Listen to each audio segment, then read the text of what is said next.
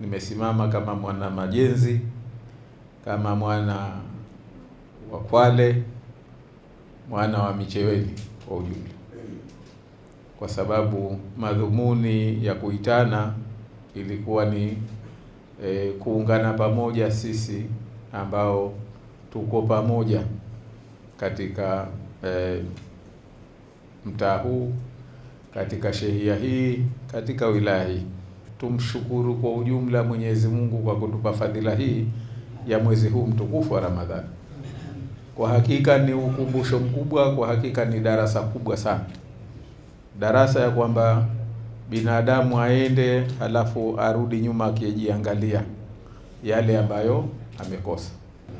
Lakini pia kikubwa sote, mbali ya kuwa wana wa kijiji, wana familia, lakini sisi ni wana wa nchi kwa pamoja. Kwa umoja wetu sisi ni wana wa nchi, na kila mmoja wetu anataka nchi yetu itulie. Ni katika utulivu ndio kunakozalika neema. Ni katika mshikamano ndio kunakozalikana neema. Kwa hivyo kila mtu naamini anataka nchi yetu tulie. Basi tuombe na tuiombe katika hasa mwezi mtukufu wa Ramadhani, kwa sababu itakuwa ni Ramadhani ya mwisho kabla hatujaingia kwenye uchaguzi mkuu unaokuja unaotukabili.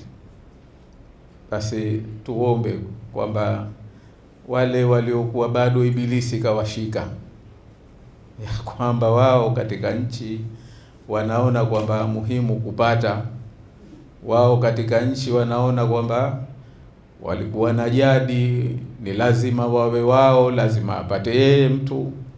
Basi Mwenyezi Mungu amjalie, amnyooshe, kwamba Mwenyezi Mungu ndiye anayeweka, Mwenyezi Mungu ndiye anayeondoa.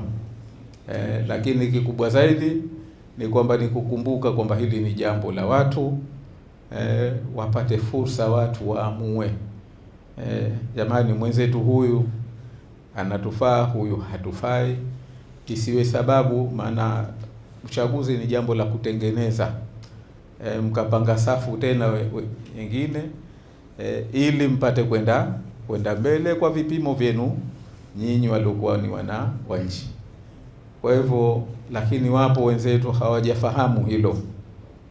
Wenzetu wengine bado hilo linawapa shida kulifahamu.